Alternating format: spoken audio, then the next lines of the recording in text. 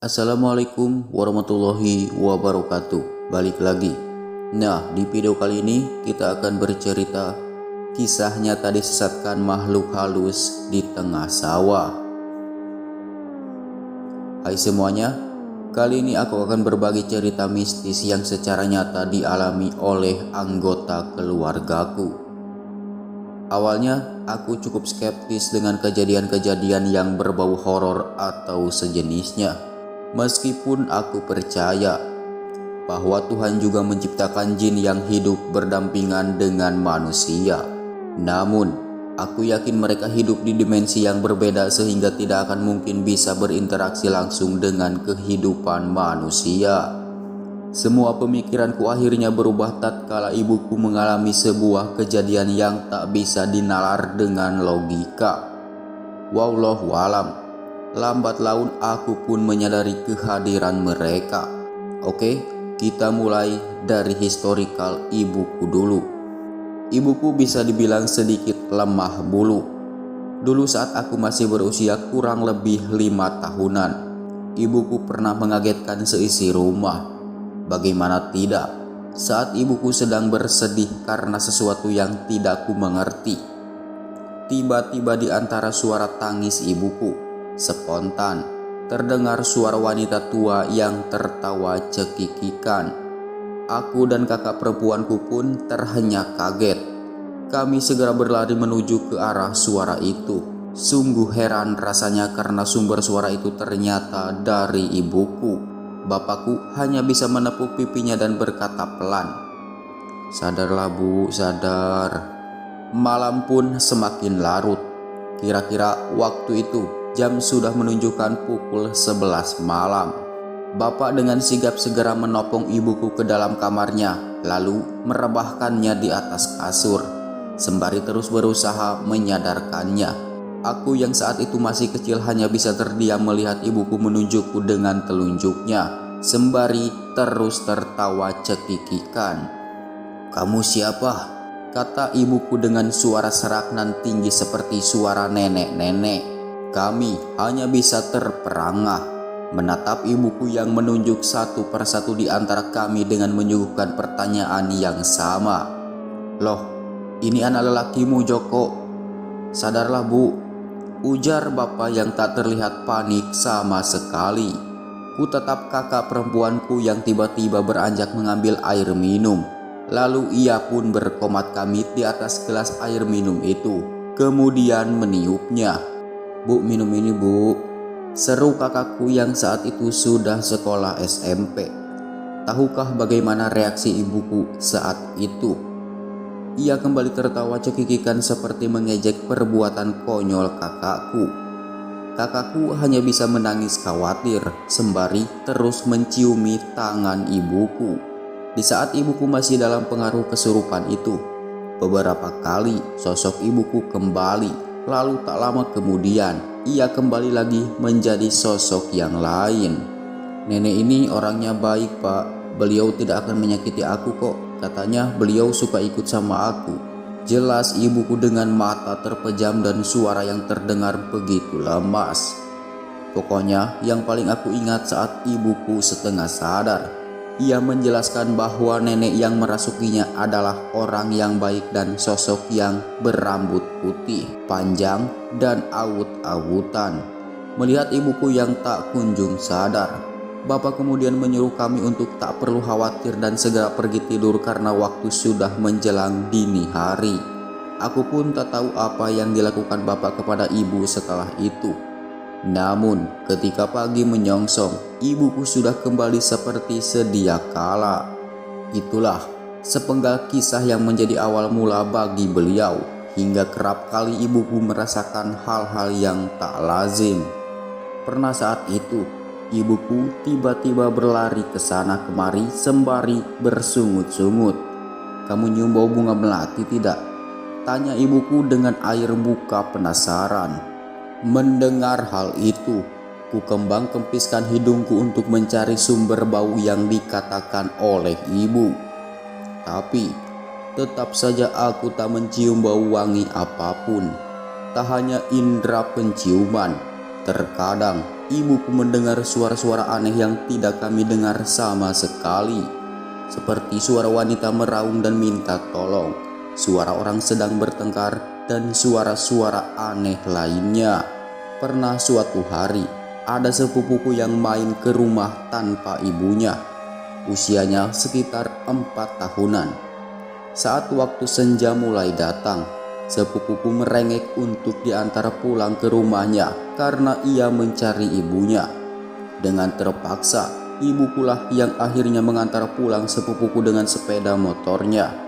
Saat itu sedang bulan puasa, sehingga setelah mengantarnya, ibuku segera bergegas pulang ke rumah. Hari pun semakin petang dan jalanan desa semakin sepi. Rumahku bisa dibilang agak memblusuk atau jauh dari jalan raya, sehingga ibuku harus melewati area pesawahan yang cukup panjang untuk bisa sampai ke rumah. Saat melewati area pesawahan, tiba-tiba ibuku dikejutkan oleh sosok tinggi besar dan semua tubuhnya berwarna hitam. Sosok itu berdiri di tengah jalan sembari melototi ibuku yang saat itu hendak melewatinya. Syukurlah, rasa shock ibuku masih bisa ia kendalikan.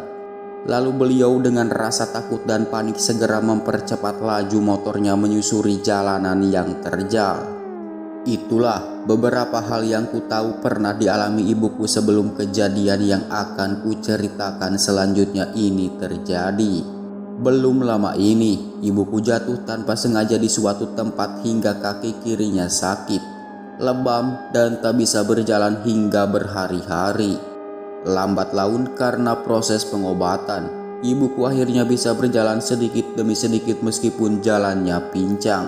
Namun, sakitnya tersebut mengakibatkan beliau tidak bisa menjalankan bisnis jualannya sehingga keuangan kami agak tersendat dan membuat penyakit darah tinggi ibuku kumat. Suatu hari di tengah sakitnya itu, ada acara selamatan di rumah bibiku. Di dalam tradisi keluarga kami, rewang adalah keharusan apabila ada saudara yang memiliki hajat atau acara. Biasanya ibuku memang paling cekatan jika rewang di rumah saudaraku. Namun sakitnya tersebut membuat tenaganya lesu sehingga beliau hanya bisa membantu sebisanya saja. Karena itulah bibiku yang terkenal vokal bicaranya itu berkata agak keras karena ibuku yang tak cekatan saat sedang repot-repotnya. Ibuku akhirnya sakit hati dan memutuskan untuk tak meneruskan kegiatan rewangnya.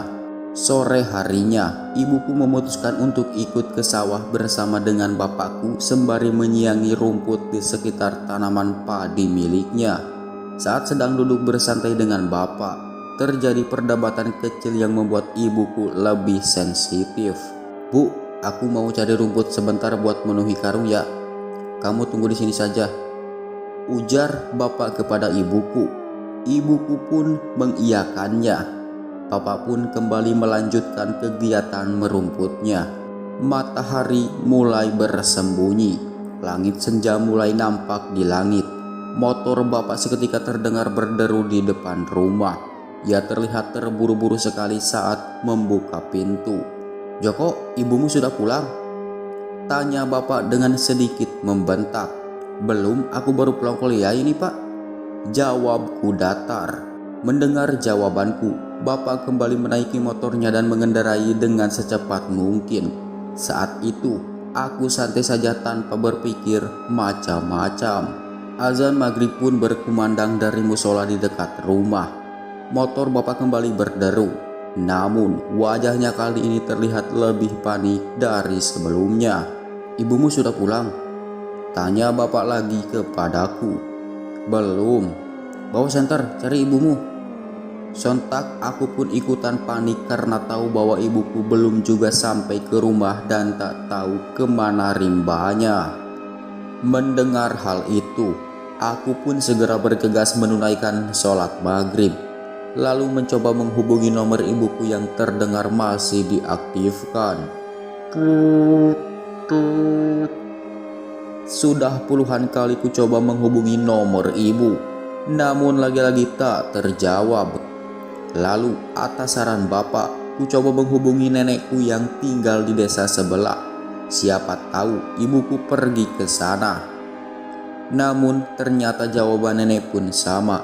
Ibuku tak ada di sana. Akhirnya semuanya kembali panik.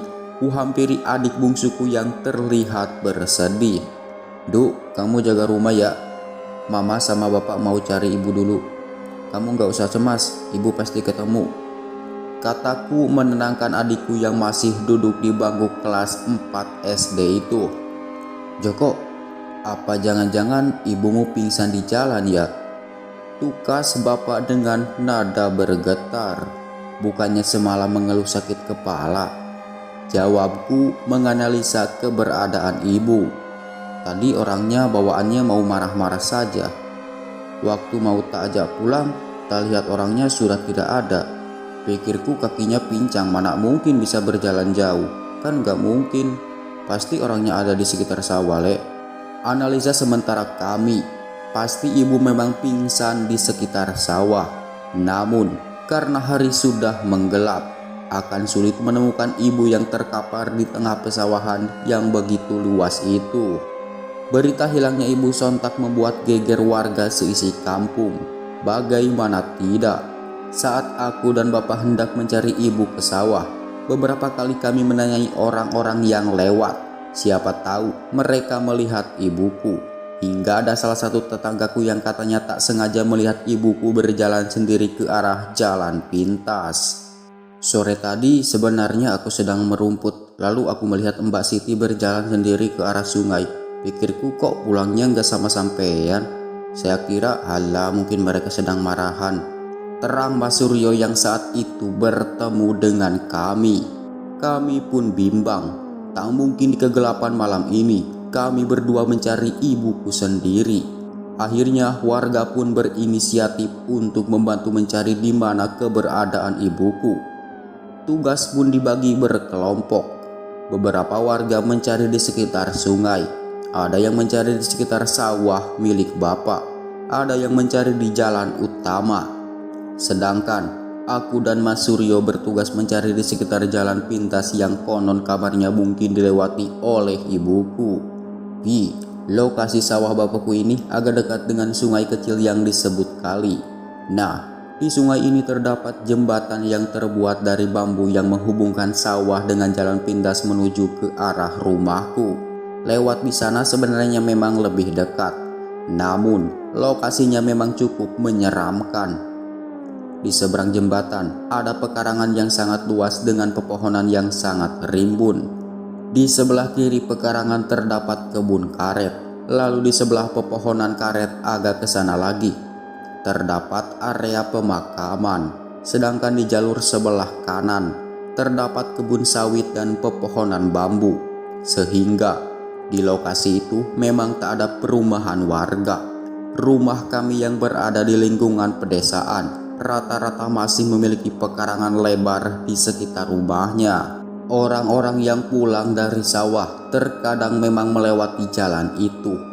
Namun hanya saat siang hari saja, karena jika lewat sana di kala petang, bisa dipastikan jalanan pun tak akan kelihatan saking gelapnya.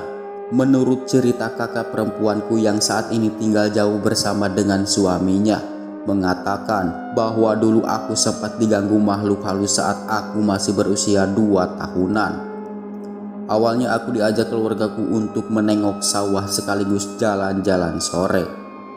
Hari pun semakin larut. Agar cepat sampai ke rumah, kami melewati jalan pintas yang aku ceritakan tadi. Malamnya, aku tak berhenti menangis sampai dini hari. Ditenangkan berbagai cara pun tak membuat tangisku berhenti. Katanya, aku berteriak ketakutan sembari menutup mataku. Aku pun berhenti menangis saat diminumi air pemberian Mbah Senen, dukun paling tertua di desa kami. Sejak saat itu, bapak dan ibu tak pernah mengajakku lewat jalan itu, terutama saat hari menjelang senja. Kembali ke cerita soal ibuku. Aku bersiap-siap membawa senter untuk melakukan aksi pencarian. Sedangkan bapakku bergegas ke rumah Mbah Senen untuk meminta bantuan. Siapa tahu beliau bisa menerawang keberadaan ibuku.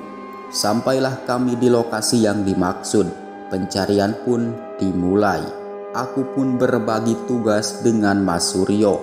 Joko, aku cari di sekitar sawit ya. Kamu di sekitar kebun karet ya. Kalau ada apa-apa langsung panggil aku, oke? Siap Mas. Kususuri daerah sekitar pohon karet yang begitu sunyi dan gelap. Entah kenapa, saat itu aku sama sekali tak merasa takut. Karena pikiranku cuma satu, ibu harus segera ditemukan. Serak, serak, tiba-tiba terdengar suara daun-daun kering yang tersapu. Kuarahkan senter ke arah sumber suara. Seekor ular weling berukuran cukup besar sedang berjalan ke arahku. Segera ku ambil kayu untuk menghalaunya. Serak, suara golok tiba-tiba terdengar membuat kepala ular tersebut terputus. Kamu gak kena gigit kan, Jok?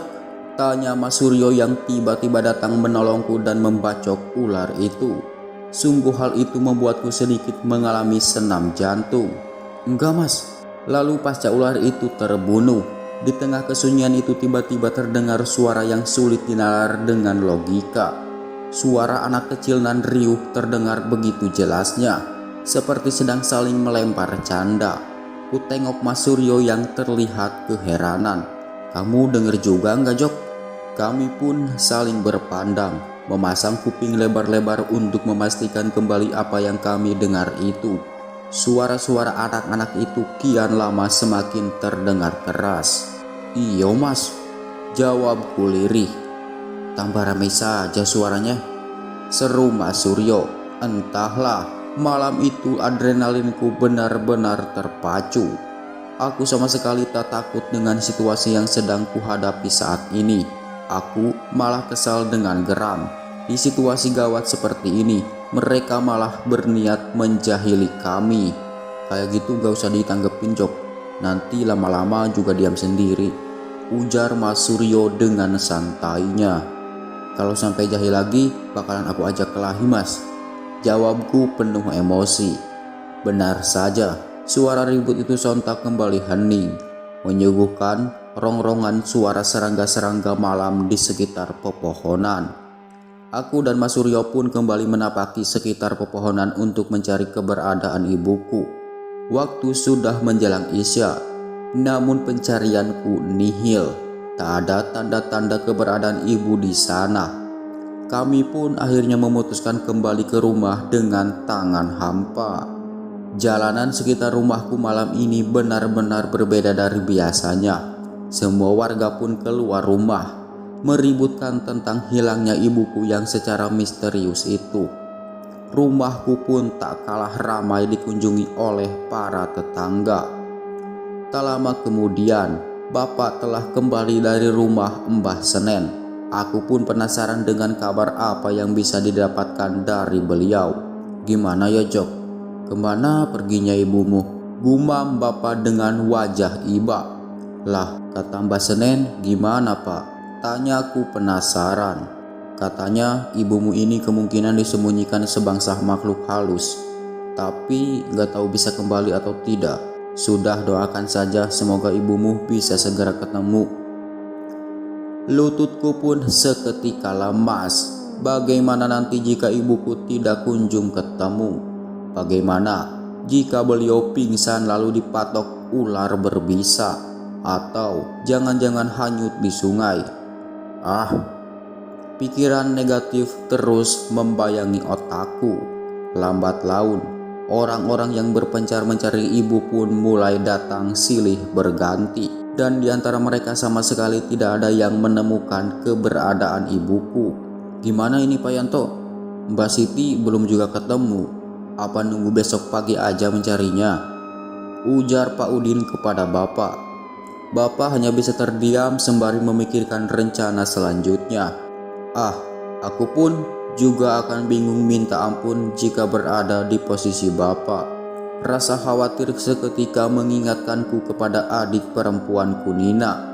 Sedari tadi ia memang kusuruh untuk berada di dalam kamar saja. Segera ku hampiri Nina di sana yang terlihat sedang menangis, sembari bergumam memanggil ibunya. Kamu tenang ya, ibu pasti ketemu, kataku meyakinkannya. Brak! Tiba-tiba terdengar suara seperti benda terjatuh. Sontak seluruh warga yang ada berteriak satu sama lainnya. "Woi, itu apa yang jatuh?" teriak salah seorang warga. "Suaranya dari arah rumah Mbah Romlah," seru yang lain. Orang-orang pun berbondong-bondong ke sana. Ada yang langsung berlari untuk memastikan sumber suara itu. "Mbah Siti ketemu, Mbah Siti ketemu," teriak salah seorang yang pertama kali melihat ibuku. Aku pun segera berlari menuju ke rumah Mbah Romlah, tempat di mana ibuku tiba-tiba muncul secara misterius. Saat itu kondisi ibuku sedang pingsan. Lalu beliau pun segera dipopong ke dalam kamarnya. "Pi, rumah Mbah Romlah ini letaknya berseberangan dengan rumahku, namun tidak berhadapan pas dengan rumahku, karena sebelah rumahnya terdapat pekarangan yang cukup luas." Setelah penemuan ibuku yang tiba-tiba seperti terjatuh dari atas itu, sontak membuat warga keheranan dan bertanya-tanya, bagaimana mungkin ibuku bisa sampai di depan rumah Mbah Romlah secara mendadak, sedangkan jalanan sedari tadi sangat ramai. Kapan ibuku lewatnya? Kenapa semua orang tak melihatnya lewat menuju rumah Mbah Romlah? Jika memang beliau melewati jalan lain, lalu lewat mana lagi? Karena jalan menuju ke rumah Mbah Romlah tidak ada jalan pintas. Namun rasa penasaran itu dengan mudah kuabaikan karena aku bersyukur ibuku akhirnya bisa ditemukan. Kini semua orang mulai lega meskipun masih dipenuhi berbagai tanda tanya. "Pak Yanto, kalau ada orang yang hilang karena barang halus begini, biasanya kalau sadar akan seperti orang linglung. Jangan lupa dibawa ke orang pintar ya Pak," kata Mas Suryo memberi saran. "Nggih Mas," jawab bapak. Sekitar 3 jam lamanya, ibuku akhirnya siuman. Matanya terlihat berat untuk terbuka. Semua orang yang masih ada di dalam rumahku seketika berucap syukur. Mata ibuku menyelidiki keberadaan sekitar, memandangi orang-orang yang tengah mengerumuninya, termasuk aku, bapak, dan Nina. Aku di mana?" tanya ibuku dengan suara seperti ketakutan. "Ini di rumahmu, Bu," ujar bapak sembari memijat punggung ibuku. Aku ini siapa?" Sontak jantungku berdegup tak karuan. "Oh ibu, sebenarnya apa yang terjadi kepadamu?" Nah, di sini teman-teman, saya akan menceritakan berdasarkan dari sudut pandang adik kandung dan ibu Joko ya, untuk menggambarkan secara detail mengenai hilangnya beliau yang secara misterius. Kerongkonganku terasa sesak, kepalaku terasa nyut-nyutan. Aku marah, aku kesal, aku capek. Bagaimana bisa seorang adik ipar berani membentak kakak iparnya dengan tak sopan seperti itu? Tak tahukah dia kalau aku ini sedang sakit? Badanku lemas, berjalan saja susah, apalagi dituntut untuk rewang dengan cekatan. Kalau aku sehat pasti akan aku bantu dengan sebaik mungkin. "Ambilkan bubu di meja itu Mbak," seru adik iparku Suketi. Jawabku saat itu yang menggelesot di lantai sembari memetik daun bayam untuk lalapan. "Alah, cuma sebentar saja, lagian kamu yang lebih dekat dengan meja kok, cepat," teriak Suketi yang sedari tadi hanya berdiri di dekat pintu. Teriakannya itu sungguh membuatku sakit hati. Hal itulah yang membuatku akhirnya memutuskan untuk segera pulang ke rumah dan beralasan sedang tak enak badan karena rasa suntuk yang tak kunjung mereda. Aku pun ikut suamiku untuk pergi ke sawah sembari menyiangi rumput di sekitar tanaman padiku yang sebentar lagi akan berubah. Setelah menyiangi rerumputan yang membuatku cukup kelelahan, aku dan suamiku memutuskan untuk beristirahat dan duduk di dekat pematang sawah. "Adikmu itu sungguh tak sopan sekali, Pak," kataku memulai pembicaraan alih-alih ingin curhat kepada suamiku. "Gitu aja tersinggung," jawab suamiku sembari menghisap rokoknya. "Kamu kok malah belain dia sih? Harusnya dibilangin jangan teriak-teriak kalau ngomong sama mbaknya. Tukasku kesal. Sudah, aku tak merumput lagi. Sebentar lagi selesai. Tunggu dulu ya. Suamiku pun berlalu dan melanjutkan kegiatan merumputnya. Karena kami sadar bahwa waktu sudah hampir senja. Sudah saatnya untuk merampungkan pekerjaan dan segera pulang. Namun yang membuatku semakin kesal, suamiku malah meremehkan pengaduanku tentang adik perempuannya itu. Ia menganggap perbuatan adiknya adalah suatu hal yang wajar dan tidak perlu dipikirkan. Padahal sudah jelas-jelas peranginya itu berhasil membuat hatiku marah dan geram. Kepalaku kembali pusing.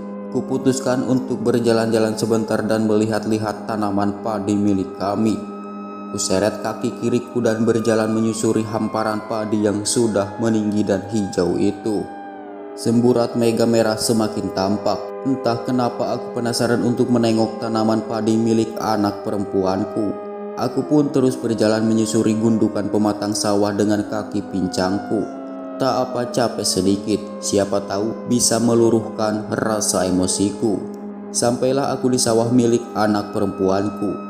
Rasa syukur yang mendalam kupanjatkan kepada Gusti Allah karena tanaman tersebut bisa tumbuh dengan baik. Setelah puas melihat-lihat tanaman padi, aku pun berniat untuk kembali menyusul suamiku. Siapa tahu ia sudah selesai merumput. Kuseret kakiku menuju ke arah di mana suamiku merumput. Namun sawah terlihat sepi, hening, dan tak ada siapapun di sana. Aku pun meneriaki nama suamiku. Bapak Joko, seruku berulang-ulang. Namun tak ada sahutan sama sekali. Jangan-jangan ia sudah pulang duluan. Kupanggil sekali lagi sembari memutari sawahku. Siapa tahu badannya tak terlihat karena tertutup tanaman. Lagi-lagi tak ada sahutan darinya. Dasar tega sekali aku ditinggal pulang duluan. Umpatku kesal sekali. Sudah emosi ditambah perkara lagi, membuat hatiku semakin uring-uringan. Awas saja nanti kalau aku sampai rumah. Akan kuomeli suamiku karena telah meninggalkanku. Hari semakin petang, angin semilir mulai mendinginkan badan. Aku memutuskan untuk pulang berjalan kaki saja. Meskipun jalanku pincang, sedikit-sedikit pasti bisa sampai rumah. Menyesal rasanya aku tidak membawa HP-ku. Kalau ada HP, aku bisa menghubungi Joko untuk menjemputku.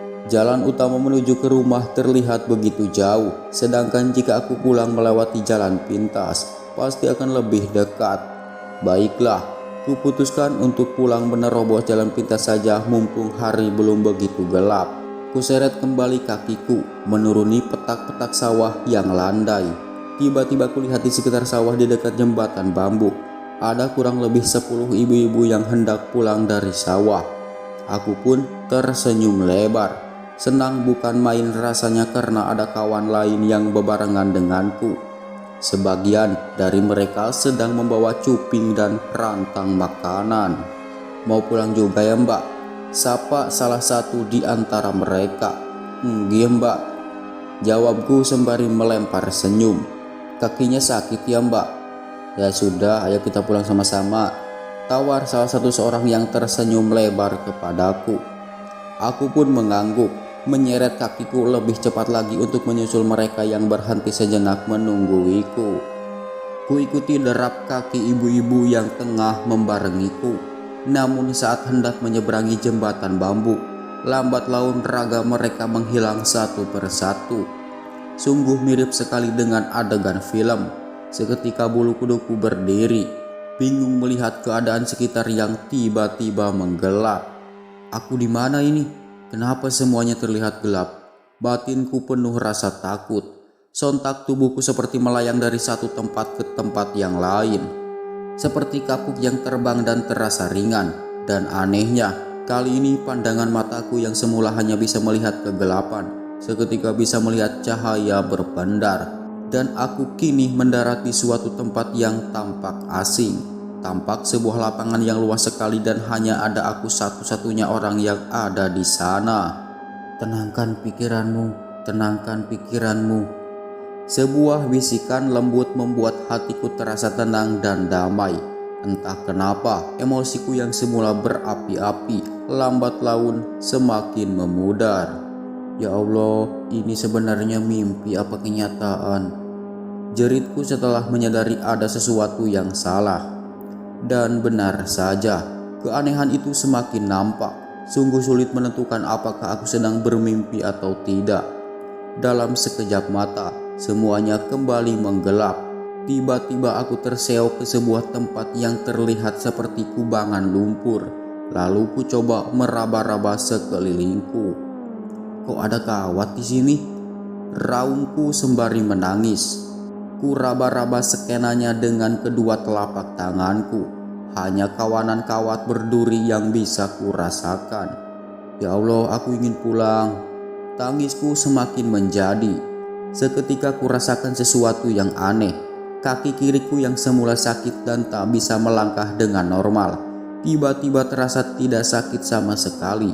Aku pun bangkit, mengangkat badanku yang semula tak berdaya. Aku harus bisa mencari jalan keluar. Batinku meyakinkan diri.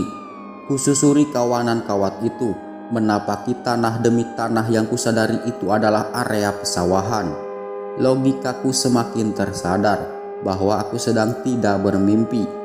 Kuputari segala penjuru, namun nihil. Aku hanya berjalan memutar tanpa arah. Entah berapa lama aku berjalan ke sana kemari. Rasanya sudah berjam-jam lamanya. Namun lagi-lagi tak ada rasa sakit di kakiku. Aneh, apakah mungkin aku sudah sembuh? Sekian lama memutar ke sana kemari tanpa menemukan jalan pulang. Aku pun menyerah, aku pun pasrah. Bermacam-macam pikiran buruk terus menghantuiku. Aku takut, sangat takut. Ya Allah, tolonglah aku. Bisikku lemas. Keanehan kembali terjadi. Semuanya kembali menggelap. Rasanya seperti ada yang sengaja memindahkanku dari satu tempat ke tempat yang lain. Kuraba-raba sekeliling, hamparan dedaunan kering tergenggam di kulitku.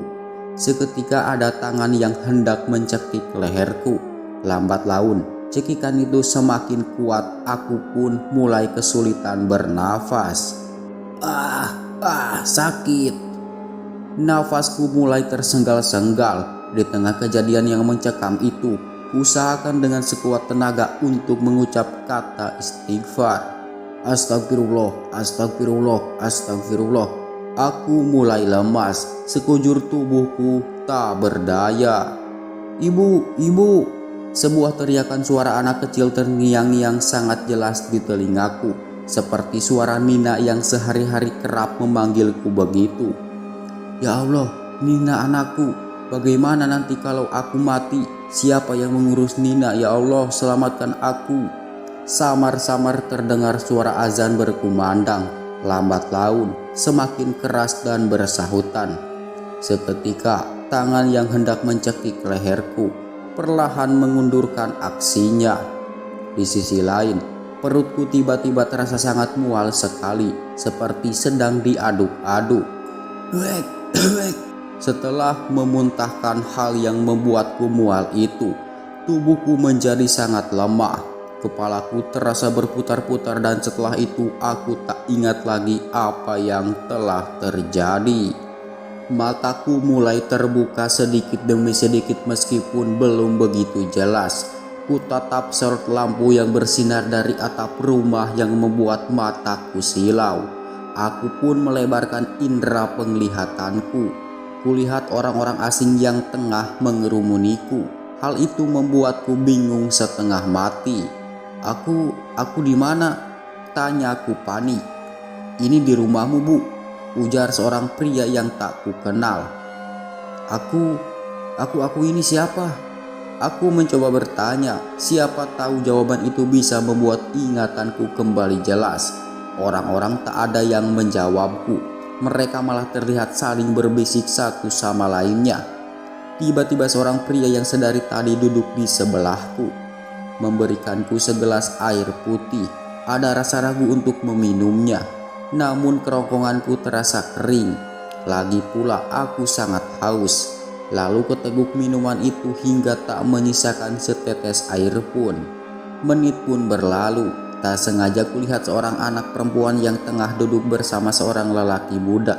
Ia hanya terdiam membisu dengan wajah yang penuh tanda tanya. Lambat laun, samar-samar aku mulai ingat bahwa dia adalah Nina, anakku. "Nduk," panggilku pada gadis kecil itu. Gadis itu langsung beradu pandang dengan lelaki di sebelahnya. Ternyata lelaki di sebelahnya adalah Joko, anak lelakiku. Seketika aku mulai ingat jati diriku meskipun dengan kondisi kepala yang pusing luar biasa, tubuh yang lemas tak terkira dan rasa takut yang masih mencekam nadi.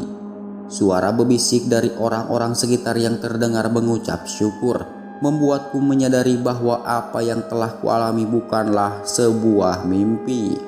Dari situlah kuceritakan kembali peristiwa yang telah menimpaku meskipun tak semuanya bisa kuungkapkan kepada orang-orang di sekitarku.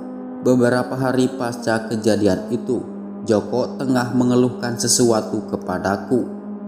"Bu, tiap tengah malam kok pompa airnya suka nyala sendiri. Aku jadi kebangun tengah malam buat matiin pompa air terus." Keluhnya kepadaku karena kamarnya lah yang paling dekat dengan area kamar mandi. Aku hanya terdiam, mencoba mencari jawaban aman agar Joko dan seisi rumah tak merasa takut. "Alah, paling kucing," jawabku acuh. Aku sebenarnya menyadari bahwa ada yang sedang jahil dan membunyikan saklar pompa air setiap jam 2 malam. Awalnya anakku Joko mengira itu adalah perbuatan bapaknya yang pipis di tengah malam dan lupa mematikannya. Namun lambat laun ia mulai menyadari bahwa itu bukanlah perbuatan orang seisi rumah karena beberapa kali pompa air tetap berbunyi sendiri tatkala bapak Joko sedang tak ada di rumah dan yang lainnya sedang tertidur pulas.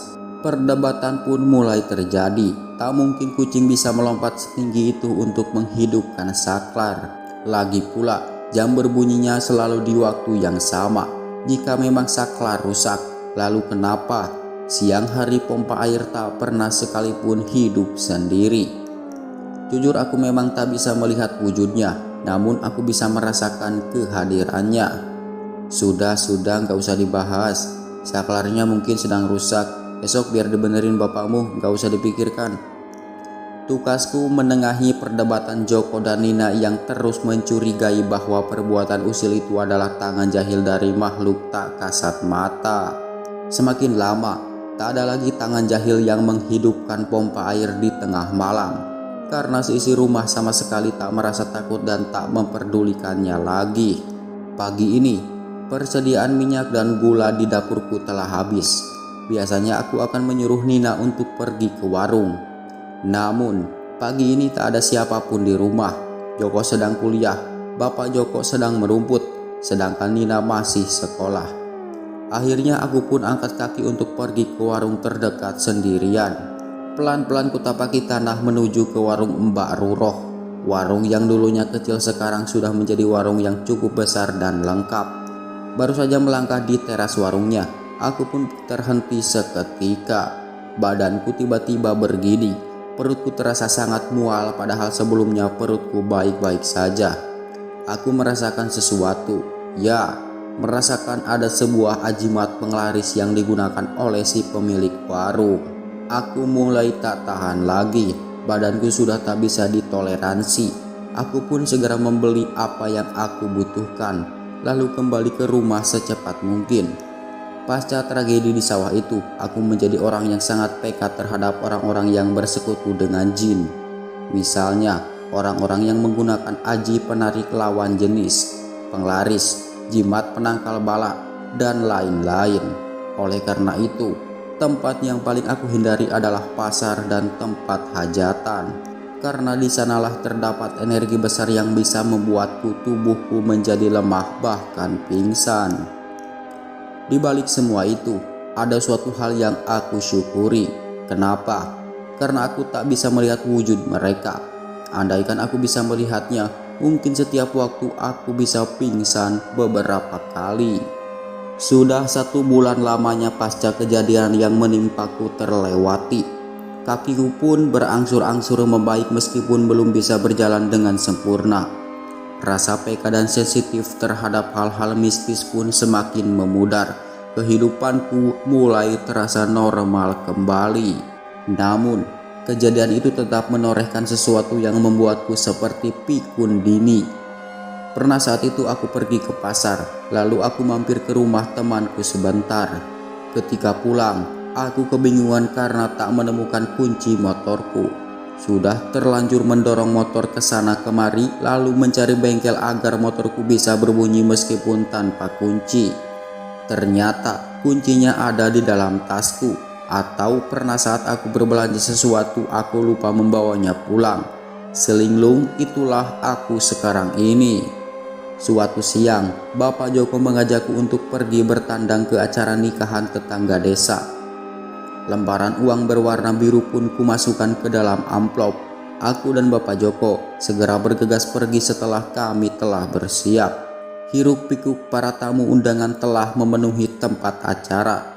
Aku dan Bapak Joko pun pingsut mencari tempat duduk lalu menyantap makanan yang telah kami ambil dari barisan prasmanan. "Bu, amplopnya mana? Jangan lupa diperiksa dulu ya," ujar Bapak Joko kepadaku. Aku pun segera merogoh tas lempangku, mencari-cari amplop yang telah kuisi dengan uang punjungan itu. Kutemukan sebuah amplop putih lalu kuperiksa isinya. Ternyata amplop yang kubawa adalah amplop kosong. "Gimana ini, Pak? Yang aku bawa ternyata amplop kosong," jelasku dengan rasa sesal. "Lah, gimana sih? Tadi sudah kamu masukkan amplop belum?" tanya Bapak Joko dengan wajah penuh emosi. Rasa sesal ketika menggeluyut ternyata tak ada uang sepeser pun yang kubawa. Kulirik Mbak Yarti yang tadi datang ke sini bebarengan denganku. "Mbak, maaf, sampean punya uang 50.000 enggak? Kalau ada, mau saya pinjam dulu, soalnya amplopku lupa enggak saya bawa." "Waduh, enggak ada, Ti. Aku cuman bawa pegangan 20.000. Kuhembuskan nafas penuh sesal. Lalu setelah menjalani perdebatan kecil dengan Bapak Joko, aku akhirnya memutuskan untuk kembali ke rumah mengambil amplop yang tertinggal. Sedangkan Bapak Joko menunggu di tempat hajatan. Dengan pertimbangan akulah yang mengetahui di mana letak amplop kunjungan itu berada. Aku pun segera menaiki motorku menuju ke rumah. Saat melewati jalan berbatu, tiba-tiba rok gamisku masuk ke dalam jerujiban belakang motorku, hingga membuat tubuhku tertarik ke bawah. Sontak aku pun terkaget hingga tak sengaja tanganku menyentuh gas secara kuat dan membuat lilitan gamisku semakin menjadi. Aku pun terjatuh dan terseret sejauh kurang lebih 8 meter bersama dengan motorku. Ada suatu hal yang jelas sekali terlihat di mataku. Seorang dengan sosok wanita berparas cantik dan muda mendongakkan leherku ke atas agar kepalaku tak menimpa bebatuan.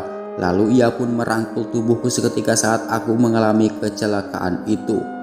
Semuanya berjalan begitu cepat. Aku pun berpikir, mungkinkah ia sengaja melakukannya untuk menolongku? Entahlah, sosok itu dalam sekejap mata telah menghilang saat orang-orang yang lewat datang menolongku. Dan benar saja, kecelakaan itu sama sekali tak menimbulkan luka serius, hanya sedikit luka goresan di kakiku. Padahal secara logika, terseret dengan motor seperti itu pasti akan membuat kepala dan badanku terluka sangat parah. Lagi-lagi, aku bersyukur jika memang sosok itu dihadirkan Tuhan untuk menolongku. Aku hanya bisa berucap terima kasih. Oke teman-teman, sampai di sini untuk cerita kali ini. Sampai berjumpa di video selanjutnya. Wassalamualaikum warahmatullahi wabarakatuh.